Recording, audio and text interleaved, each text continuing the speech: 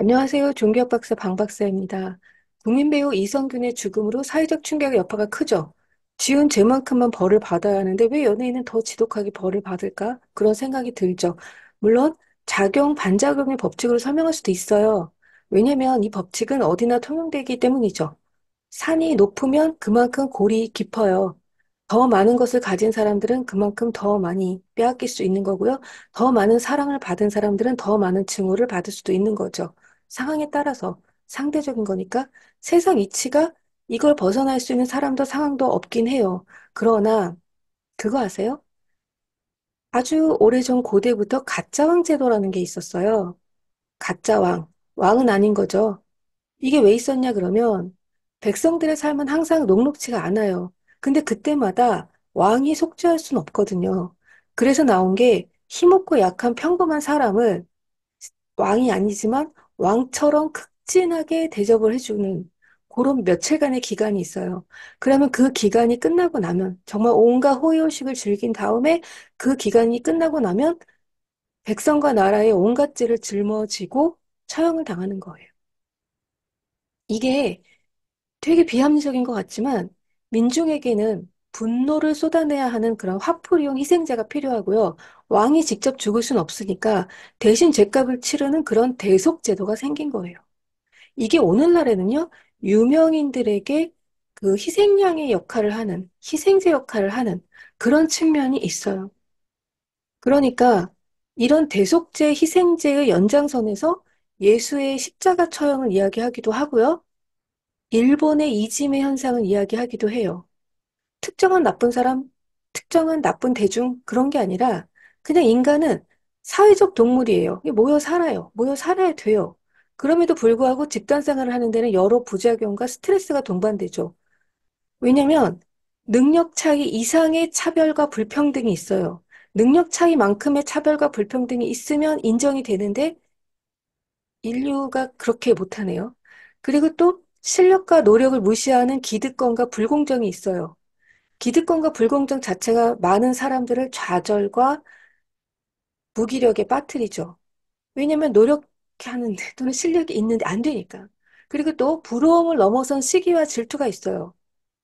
부러움까지는 인간이니까 가질 수 있지만 시기와 질투로 가게 되면 인간은 이제 지옥으로 끌고 가게 되는 거예요, 이런 것들이. 인간은 지옥으로 끌려가요. 이런 감정과 상황성에 놓여 있다 보니 우리 안에 괴물이 항상 잠복돼 있죠.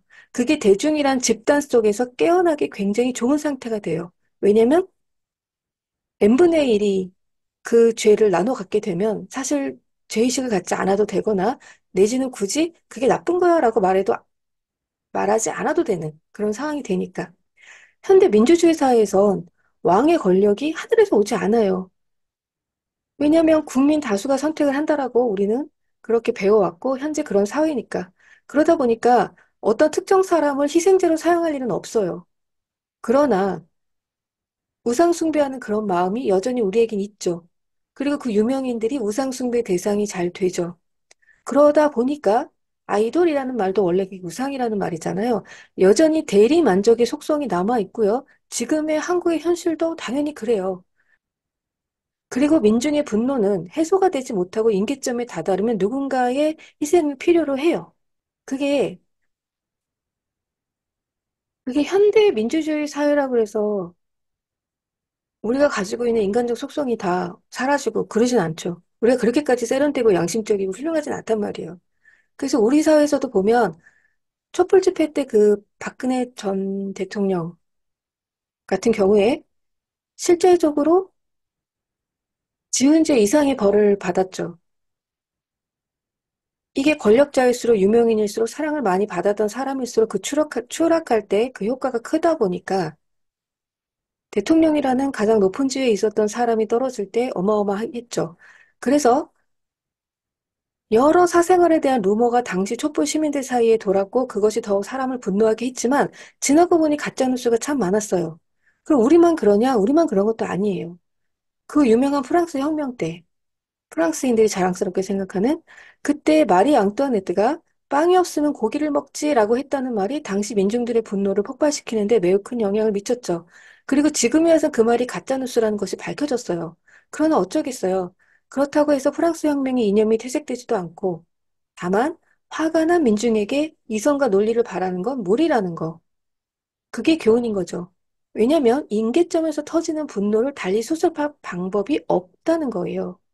그래서 이게 민주주의라서 문제다 그런 게 아니라 사람이 공동체 생활을 하면서 그것이 사회라는 국가를 만들어내면서 너무 규모는 커졌는데 그 큰 규모 안에서 우리 인간 하나하나는 자기 목소리를 내거나 자기 정체성을 갖고 살기가 되게 힘들단 말이에요.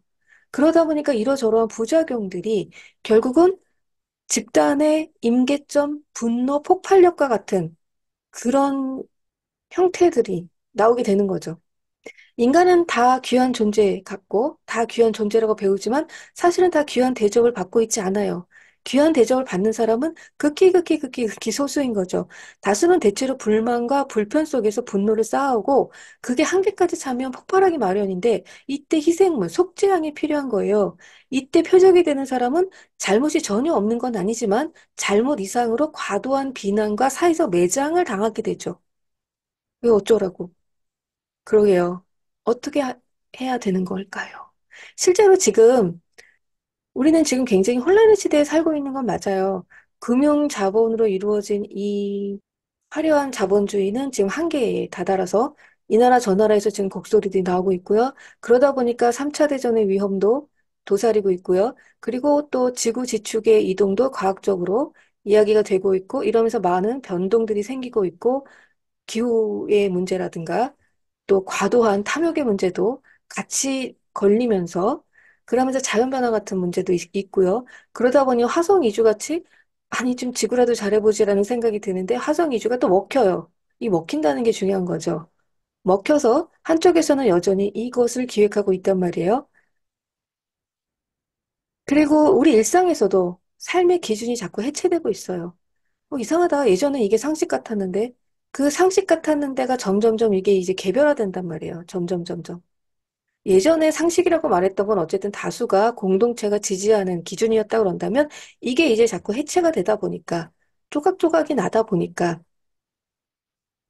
내가 어느 조각에 속해 있느냐에 따라서 다른 조각이 전혀 이해가 안 되거나 또는 적대적이 되거나 이런 문제가 생기는 거죠. 점점 사람들은 고립화돼 가고 있는데 어느 집단 하나도 속해 있지 않으면 너무 위기에 처하거나 위험에 처해도 날 도와줄 사람이 없는 사회. 이게 됐단 말이에요. 그러다 보니까 이제 삶의 기준이나 지표라는 걸 우리가 다 같이 만들어내는 게 어렵고요. 다수의 소수는 조용히 숨죽여 자기 안으로 들어가거나 아니면 또 다수는 어떤 특정 집단에서 보호를 받으려고 하는 그 마음이 너무 강해져서 기존의 기준이나 상식 같은 건 에라 모르겠다, 옛다, 옛다 그거는 옛날 일 아니냐. 이제 이렇게 되는 거죠. 내 생존이 위험하다라는 위기의식이 우리를 이렇게 위험한 상태로 몰아가고 있는 거죠. 이런 것이 사실은 신호인 거죠. 오늘날 결국 패러다임이 전환되고 있다라는 것을 알게 해주는 거죠. 이런 혼란의 시대를 종교 쪽에서는 종말의 시대라고 얘기를 하고요. 이것이 결국은 뭐냐면 패러다임의 전환기예요. 패러다임의 전환기라는 것은 기존에 있던 그런 시스템들이 붕괴가 되면서 새로운 시대로 가는데 그 과도기에는 항상 이러저러한 많은 위험들이 도사리고 있는 거죠.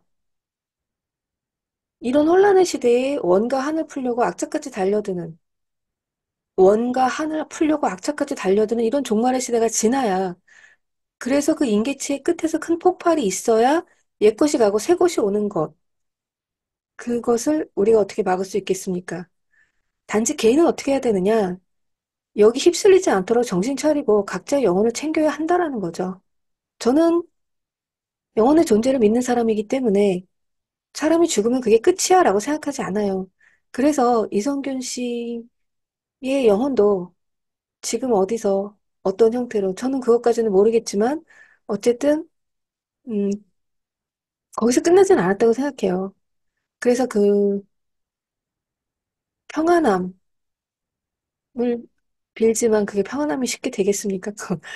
그렇지만 너무 안타까운 이런 비극들이 우리가 조금이라도 줄이려고 한다면 아무리 우리가 패러다임의 전환기에 살고 혼란의 시대, 종말의 시대에 살고 있다 하더라도 이것을 내가 조금이라도 줄이고 싶다면 또는 내가 그 비극에 휩쓸리고 싶지 않다면 이걸 조심하고 주변을 경계하고 나의 영혼을 지켜야 한다는 거예요. 자칫 의도치 않은 나의 실수가 나도 비극의 주인공이 될 수가 있고요. 나를 죽음에 이르게 할 수도 있어요. 왜냐면 지금은 혼란의 시대다 보니까 예전보다 희생자를 찾는 형식이 더 많아졌고 더 빈번하게 발생하고 있기 때문에. 그러니까 내가 비극의 주인공이 될 수도 있는 거고요. 우리 사실상 평범한 사람들도 신문 기사에 많이 나오잖아요. 종종 굉장히 이상한 사건들 많이 나오죠. 그런 사람들이라고 다 악인이고 뭐 세상에 나쁜 놈들이겠습니까? 거기까지 가는 과정이라는 게 있는 건데요. 그게 아주 작은 실수에도 그게 가능하다는 얘기예요. 그리고 또는 이런 식으로 비극 유도에 내가 대중의 한 사람으로서 그 대중의 분노에 휩쓸려서 누군가를 그런 희생제로 만드는데 동참할 수도 있는 거예요. 내가 나를 잘 돌보지 않으면, 내가 나를 자꾸 방치하면. 그래서 이런 비극적인 죽음을 보면서 죄가 없는 인간이 어디 있겠어요. 죄 안 짓고 사는 그런 인간이면 글쎄 우리가 물질과 육체라는 것을 이미 입은 이상 우리는 항상 죄 앞에 놓이게 되어 있거든요. 작은 죄든 큰 죄든. 그런데 이것에 대해서 반성할 기회, 회개할 기회도 주지 않고 극단으로 몰아서 그 사람을 아주 극단의 최악의 상태로 빠뜨리는 것. 이게 사실은 오래전부터 가지고 왔었던 인간의 속성 중에 내재되어 있었던 희생제에 나타난 일이기도 하고요. 그럴 때 우리가 조심해야 될 거, 내가 희생자가 되지도 않아야 되지만 누군가를 희생자로 만드는 일에 동참해서도 안 된다. 그리고 지금 같은 혼란기에는 이런 일이 더 많이 일어나기 때문에 더 많이 우리가 조심하고 살아야 된다라고 얘기할 수 있겠네요. 지금까지 방박이었습니다.